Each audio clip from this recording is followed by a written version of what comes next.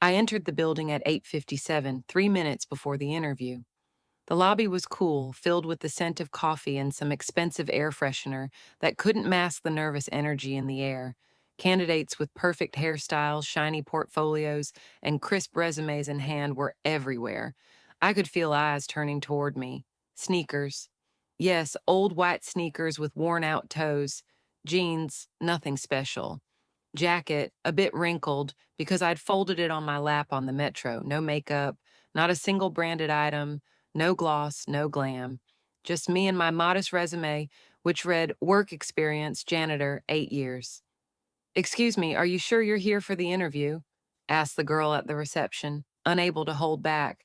Her eyes scanned my low ponytail, then dropped to my sneakers, pausing at the rain stains from yesterday. I nodded. For the janitor position, I added. She quickly typed something, looking away. Her lips twitched, either in a condescending smile or in an effort not to laugh. You'll be called. Please have a seat. I sat down in a soft chair by the window. Next to me was a man in a charcoal-colored suit with a folder on his lap. He didn't even glance in my direction. Probably thought I'd come by mistake, or to deliver documents, or to clean. Inside, I felt calm, not because I didn't care, but because I'd been in places like this before, where people don't look you in the eyes, but at the label on your bag. Where smiles are reserved not for those who are kind, but for those who look the part. When the door to the hallway opened, a woman in high heels clicked her way into the waiting area and called out loudly, "Next, Tatiana Safronova?" I stood up. "That's me." Silence, 2 seconds. Then a slight raise of her eyebrows. She nodded. "Please come in." I walked down the hallway, feeling the eyes of the staff following me. One man, leaning on the coffee machine, whispered to a colleague, "Now that's motivation." A janitor with the face of a billionaire. They both laughed, not cruelly, just casually, as if I wasn't a person, but just another reason for a joke. The office was sleek, white walls, glass, black leather chairs, but beneath the gloss, there was a chill, like in a museum or an aquarium, and the air felt the same, oxygenless, but pretentious. They sat me in front of a panel of 3 people, among them a woman in a strict suit, one earring, and an arrogant gaze, a man in a blazer without a tie, and a guy around 30, lost in his iPad. "Why did you choose our company?" the woman asked right away. I looked her straight in the eyes. "Because you wrote that you respect hard work and that you're looking not just for employees, but for people who want to be part of a team. That matters to me." She raised an eyebrow slightly. "You read our website?" I nodded. "Last night, until late, especially your article on corporate ethics." "Wonderful," the man with the iPad chimed in. "We're very strict here. Cleanliness, responsibility, punctuality. I hope you understand that." "I understand it very well," I said. "I don't have another option." They exchanged glances. The woman frowned. "What do you mean, you don't have another option?" "I'm not just looking for a job. I'm looking for a place where no one will ask me, 'Are you sure you're supposed to be here?'" I said calmly, without emotion. Silence. "Thank you, Tatiana. We'll review your application," the woman said dryly. I left without slamming the door. On my way out, I passed the security guard again. He looked at me and gave a kind nod. "You're strong. I can see it in people. Good luck." "Thank you," I smiled. He was the only one that morning who hadn't looked at my sneakers. The hallway was long, with smooth white walls and glass partitions behind which office life was in full swing. Phone calls, discussions, presentations. I walked slowly. There was no need to rush. Everything had already happened. The interview was over. Judgments had been made. All that was left was the formality. But I noticed something. Now I could hear them. The people. The ones who had previously been just background noise. "Listen, I'm telling you," said a young woman's voice, followed by a sharp laugh. "She came in sneakers. White ones. Well, they used to be white." "Oh my God," someone chimed in. "Maybe it's an HR experiment, like testing how people react to a commoner." "No way. She was here for cleaning, I think. Only fit for a mop. But the confidence, like she's head of the board." They were standing in the corner by the coffee machine, behind the glass. I passed by, and one of the girls holding a cup saw me. Her eyes widened, and she quickly looked away, pretending to read a message. The others didn't even notice that I had heard them. I wasn't offended. Not this time. Maybe I'd finally learned to stop taking such remarks as personal wounds and instead as indicators of who's who. Inside me, a quiet filter clicked on, sorting people. This one's kind, this one's a coward, this one's pretending, this one's still learning to be human. But in that moment, a memory suddenly flashed in my mind, like a light bulb flickering to life in an old stairwell. I was 15, studying at a vocational school, cleaning floors at the same school to pay for the dorm. One day, wearing a work smock, I was carrying a bucket and turned a corner right into a group of girls from a parallel class. They laughed, loudly. "Queen of Clean," one of them shouted, and splashed orange juice on the floor. "There's a mess here, clean it up." I held it in, just walked past. But when I got home, I cried into my pillow. That night I made a promise, if I ever could, I'd create a place where no one would ever laugh at someone for showing up in the wrong outfit. When I reached the exit, I had to stop. Not because I was tired, but because I needed to catch my breath. To the left, in the lobby, sat the same security guard who'd offered kind words earlier. He was eating an apple, eyes on his phone. When he noticed me, he nodded and gave a small smile. "Already done?" "Yes," I nodded. "Now, it's just the waiting part." "Well, let them wait," he said. I watched them all, suits, small talk, fancy titles, but half of them have less humanity than a bar stool. I smirked. He went on. "You know who was the first to call me by my name here? Not the director, not the manager, not that latte lady. It was the janitor, the one before you. She wore old sneakers too, by the way. Then she was let go. Said she wasn't the right fit. As if people are just jars with labels." I listened, and something warm stirred inside me, because he didn't know who I was, and still spoke like that. "Good luck to you," he said. "If it were up to me, you'd already have the job." "Thank you, but you know," I leaned in slightly, "maybe you decide more than you think." He frowned, clearly confused, but nodded kindly. When I stepped out of the office, the sky was overcast. Rain was starting to fall. Same sneakers, same jeans, same old me. Only something inside had changed. I heard laughter behind me, but it no longer stung. It had become fuel.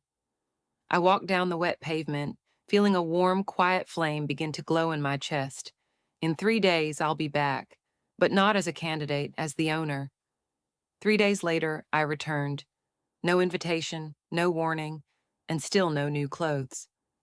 I stood on the same street, under the same gray sky, holding a paper cup of tea in one hand and a small, modest bag slung over my shoulder. The office looked just as polished and cold. The employees walking past stared straight ahead, as if the air in front of them mattered more than the people around them. At the reception desk, the same girl. She didn't recognize me. Not a glance, not a flicker of acknowledgement. To her, I was once again part of the furniture, a passing shadow. I smiled to myself. Sometimes a shadow is the best disguise. "Excuse me," I stepped closer. "I'm looking for Maria Andreevna. I can wait here if needed." "She's not in yet," the girl muttered, eyes glued to her phone.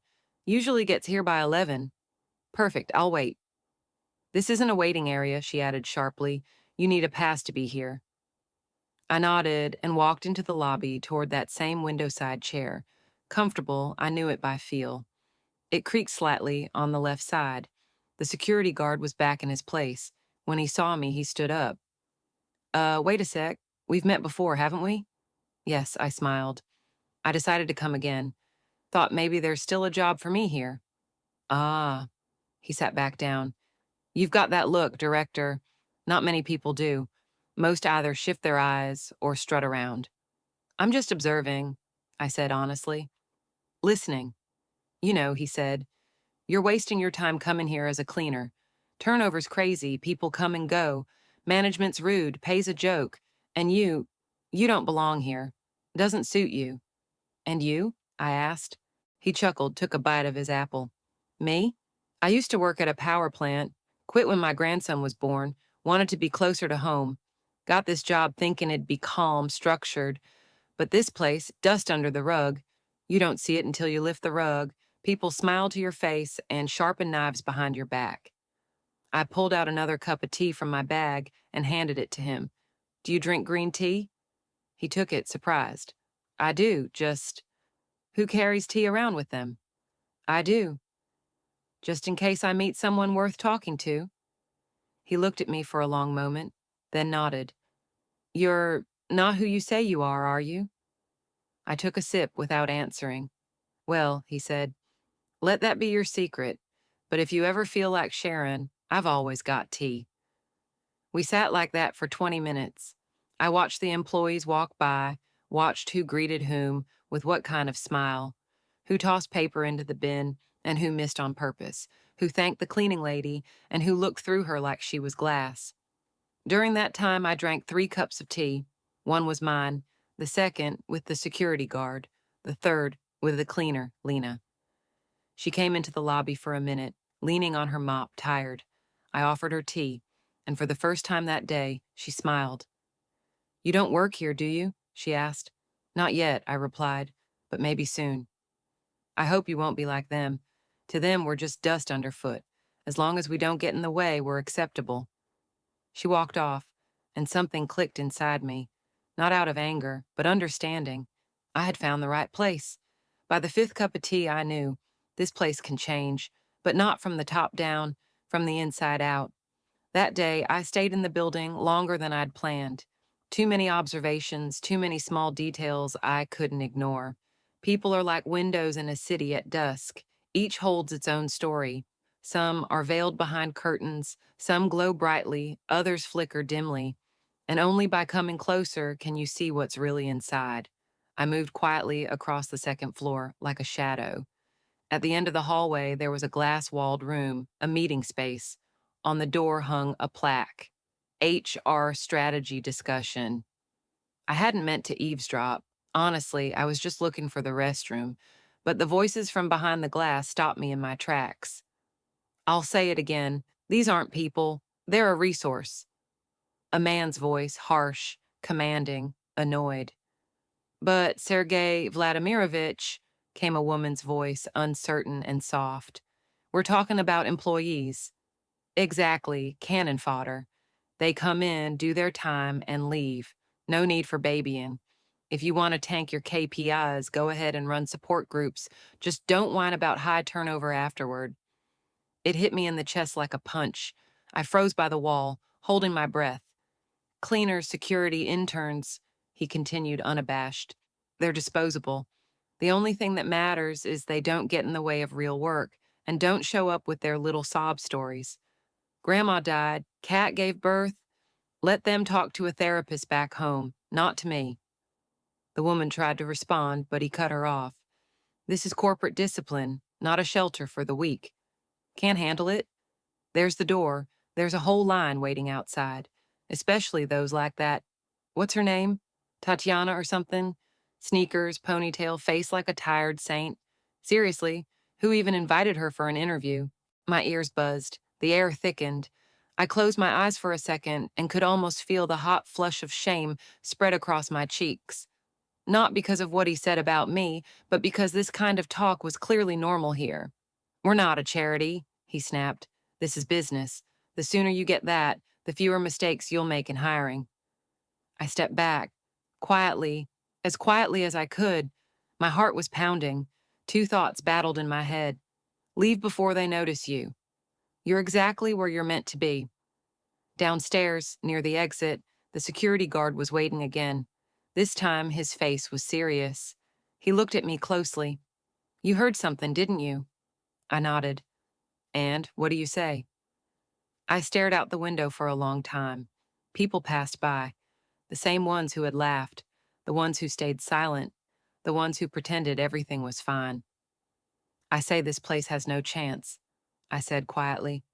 Not until someone shakes it out like an old rug and beats all the dust out of its corners. He smirked. Sounds like a plan. It is a plan. I walked away without looking back, but inside, something had clicked into place. Not revenge, a lesson, not rage, action. The director's words rang in my ears long afterward. But deep down, I already knew.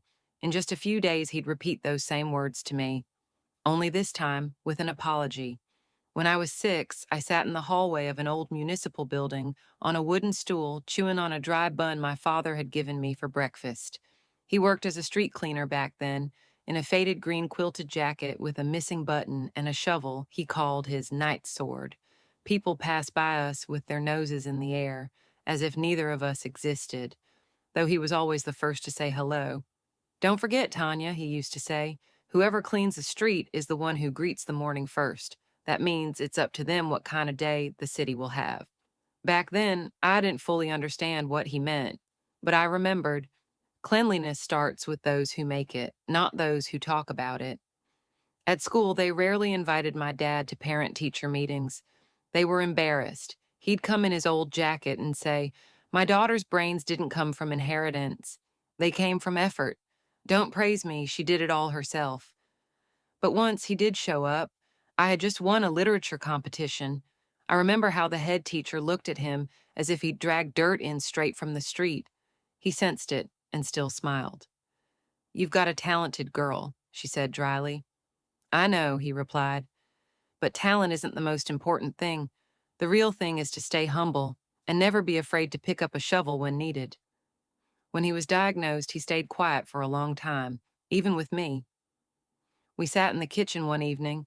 He poured me tea like always, with lemon, into a chipped mug he called imperfect, but ours.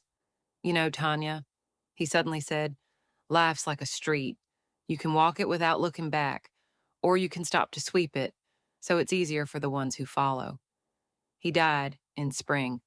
I remember that first night without him, when the silence in the apartment was so loud it rang in my ears. I was left alone, no family, no support, just me, his old jacket that still smelled of earth, and his notebook full of quotes from the books he used to read at night. I didn't work as a janitor because I couldn't become someone else. I worked because I needed to survive, because I had no choice. And later, I realized that was my choice.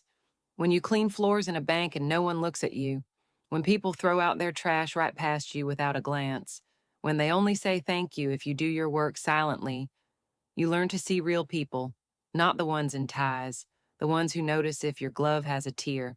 I earned my degree by studying remotely, worked nights, read reports, books, research.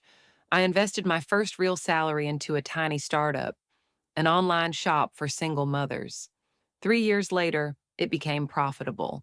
After 5, I sold it and invested in a fund helping families in crisis, then another business, then an investment portfolio. I became someone people envy, but I never forgot. I am a street cleaner's daughter. I am the girl with a bun in the hallway. I am someone who knows the price of clean floors and of dirty looks. And when I walked back into that office, they looked at me like I was the dirt on their shoes. But I wasn't angry. I knew. Behind those glass walls sit people who confuse appearance with worth, and I came to change that. Not loudly, not for show, but quietly, from the inside, with a rag in hand and dignity in my heart. That night was especially quiet. No wind, no cars under the windows, only the steady hum of the city, as if it too were deep in thought, just like me. In the room, one lamp was on, casting a soft yellow glow over the table strewn with printouts, notes, figures, and names.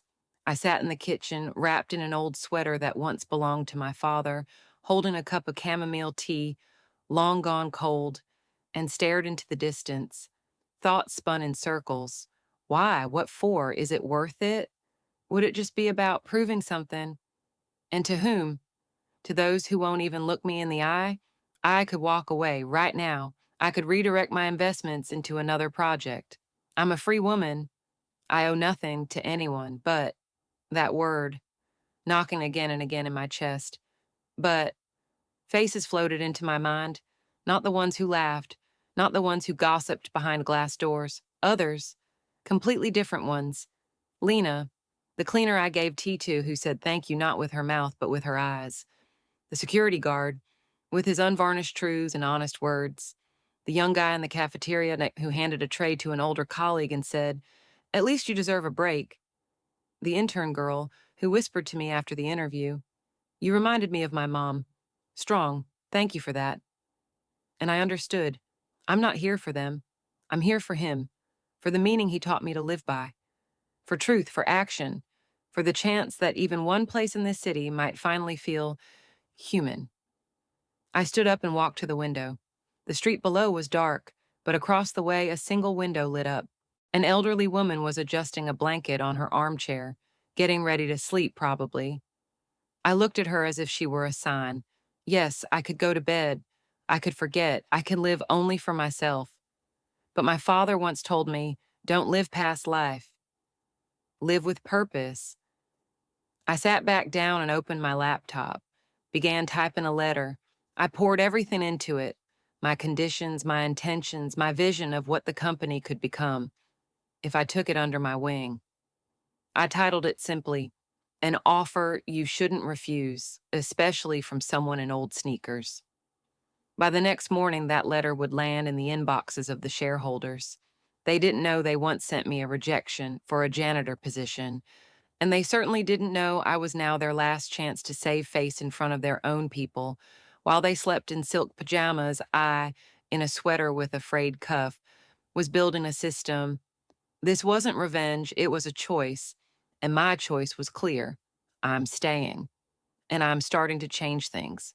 They were seated in the conference room, draped over leather chairs like it was a throne room, discussing corporate reforms, charts, and performance metrics. They drew arrows on the whiteboard, pie charts, carefully outlined growth zones, and when I walked in, not like a storm, not like vengeance, not with shouting or challenge, but calmly, quietly, the way a person enters a room when they have every right to be there. No one opened the door for me. I opened it myself.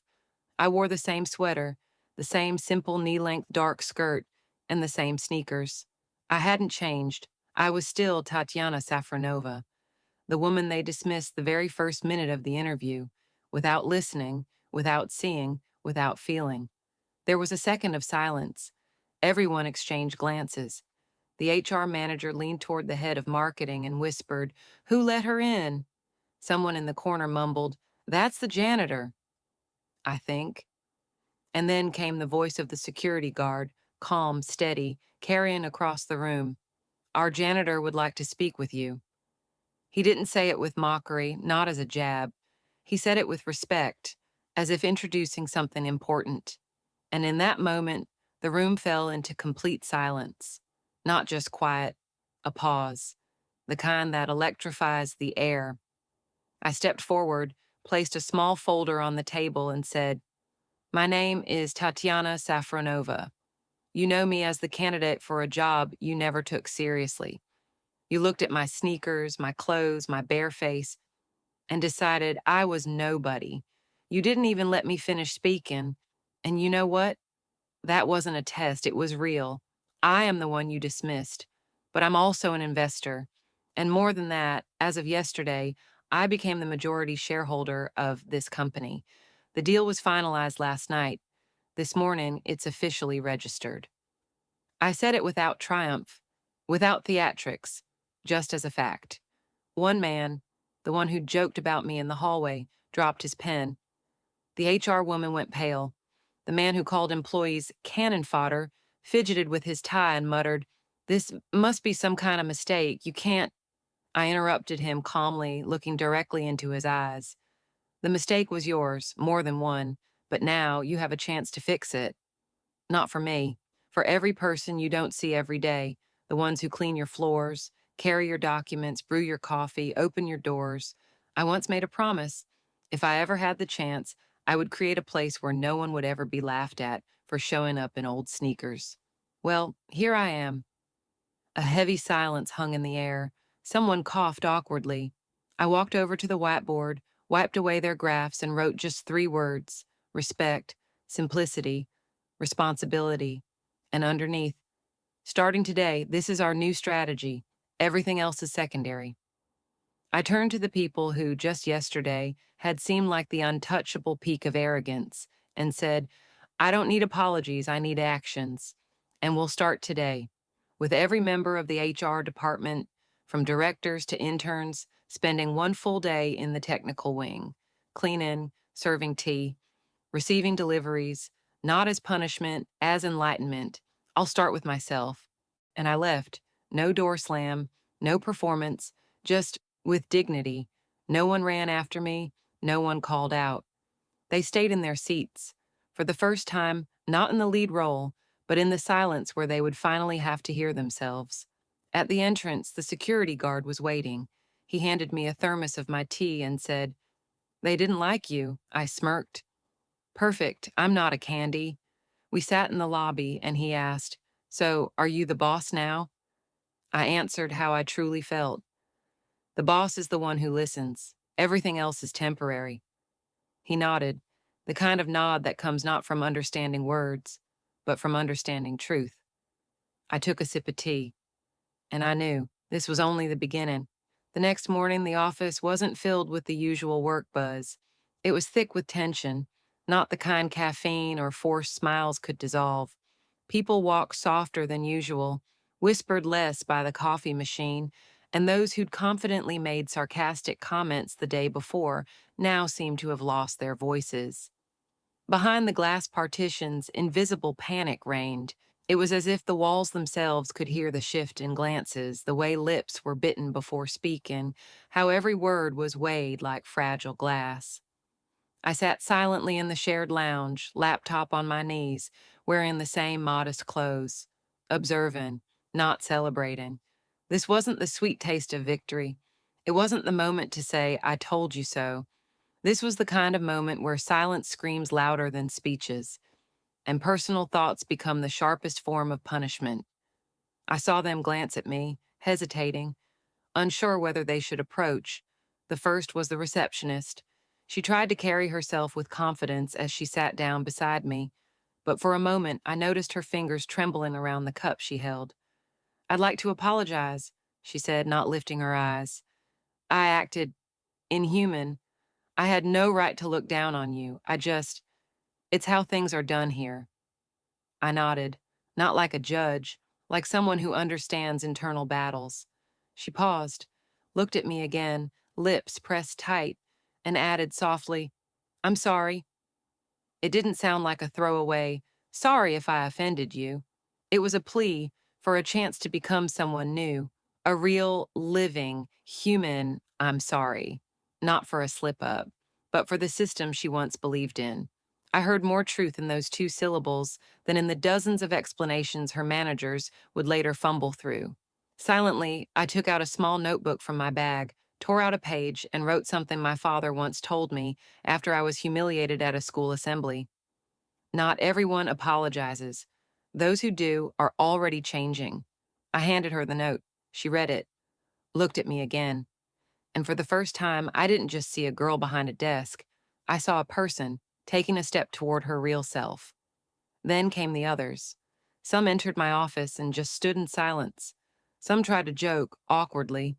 Some still clung to their act of "everything's fine," the saddest sight of all. The HR director, the one who called people resources, smiled stiffly and spoke grandly about supporting change, obviously hoping to keep his job. But his eyes darted everywhere. He hadn't changed. He was adapting. People like him don't feel shame, only fear. His time hadn't come yet. But then came the unexpected. The guy from IT, the one who had once loudly joked, "Only fit for a mop," approached me in the cafeteria. He stood with his tray, hesitating, unsure whether to sit or flee. Then he sat down. "You probably remember me," he said quietly. I didn't answer. He continued, "I said things. I thought that if someone looked simple, it meant they were simple. And now I realize there's nothing worse than thinking like that." He rubbed his face with his hand, as if trying to scrub the shame off. "My mom cleaned schools for 20 years. I guess I forgot. Or buried it. Because I was ashamed. And now I'm ashamed for something else." I looked at him, and in that moment, he finally looked like a grown man. Not by age, but by awareness. And I replied, "The fact that you're here now means not everything is lost. It's not a sin to make a mistake. The sin is choosing to stay in it." He nodded. Something in him shifted. This wasn't a monologue, not a staged confession. This was a man feeling pain not for how he looked, but for who he had been. And that's the beginning of change. But not everyone was ready. A woman from finance rolled her eyes when I walked into a meeting. She whispered to a colleague, "So now she's going to preach at us." The other one nodded. They smiled smug, certain they understood everything when they understood nothing. And you know what? I wasn't angry, I just knew their time hadn't come yet. Some awaken with words, others with action, and some only when the world around them has already changed and they have to choose, adapt, or disappear. I wasn't in a rush. I didn't lecture. I simply gave everyone a choice to look at themselves, to see, to acknowledge, or to turn away.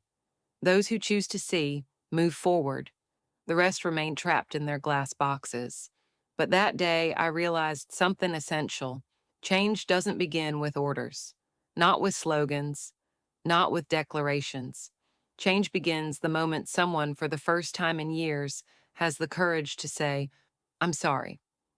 On Monday morning, the usual rhythm of the office wasn't broken by an internet outage, a fire alarm, or a database crash, but by something much simpler, a letter. It landed in everyone's inbox at once, regardless of title or department.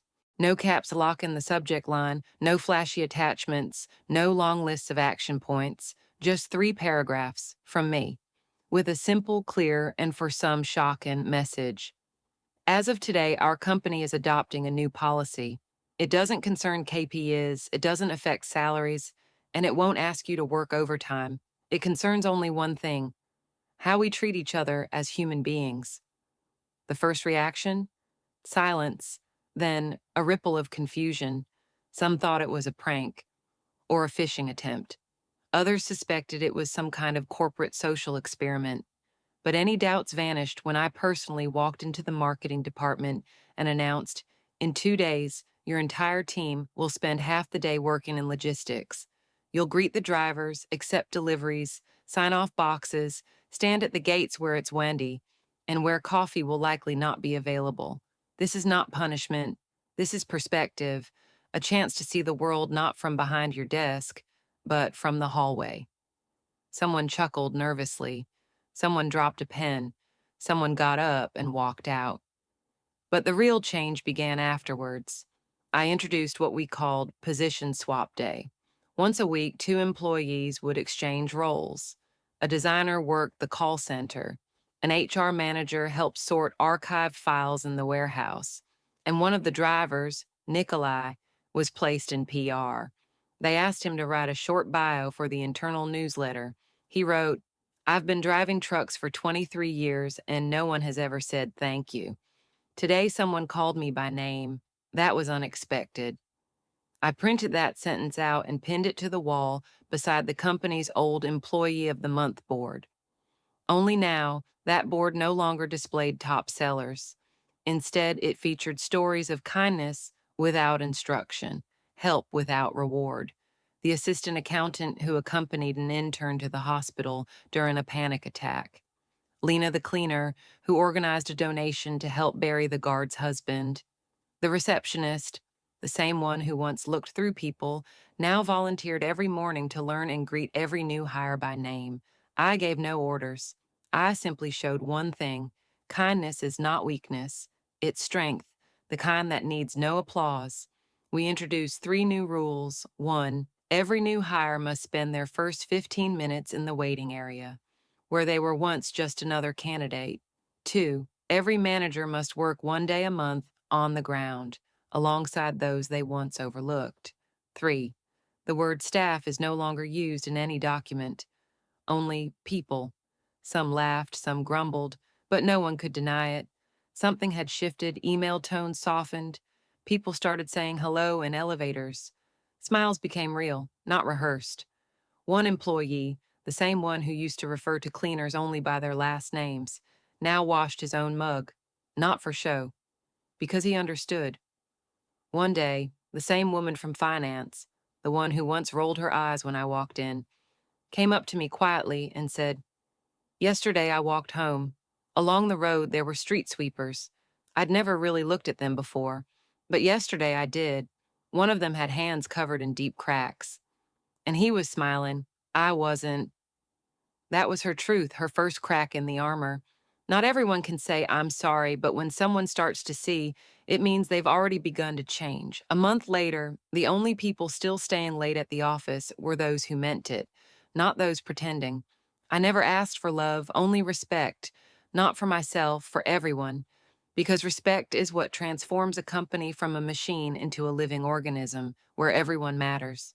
And when I heard a young intern gently suggest to her boss in a meeting room, maybe it'd sound better if you said we instead of I, it feels more respectful, I knew. None of this was in vain. This wasn't a reform, it was a rethinking. It wasn't about politics, it was about being human. And if even one person a day becomes a little bit kinder, then we've already won. It was early May, one of those mornings when the sun doesn't burn, it simply caresses, like a kind word said softly. I walked the path along the company building, wearing those same sneakers, white, worn out, toes a bit scuffed, every crease telling a story. I wore a simple shirt with rolled up sleeves, my hair in a loose bun, no jewelry, no heels, no logos. Behind me, a company that no longer feared its own reflection. Inside, a team learning again not just how to work, but how to exist beside one another, without judgment, without looking down, without rehearsed mechanical phrases. It wasn't magic, it was hard. There were missteps, conflicts, regressions. Some left, some stayed, but stayed the same. And yet, most stayed and changed because they wanted to, because they realized being human isn't a line on your resume nor a bullet point in your job description. When I walked into the office, no one looked away anymore. At the front desk, the guard was already pouring my tea, right on schedule without asking which kind. He knew. The receptionist greeted people not by their shoes, but by their eyes. Yesterday, someone brought her a tiny cactus and a note. Thank you for greeting us first. She kept it on her desk. It became a symbol, small, prickly, alive. In the elevator, one of the once invisible ones, driver Nikolai, was reading a book, one he had recommended to others. Recently, he gave a presentation on digital logistics. He stood at the front of the room, and people stood to applaud him. I stepped out onto the terrace, once a smoking corner, now a small garden with benches and flower boxes. Staff had asked to revamp it themselves. I sat in the corner and opened my notebook. On the first page, live so that you don't walk past. A phrase from my father, the man who once swept courtyards at 5 in the morning, believing that if you meet the day clean, it can't lie to you.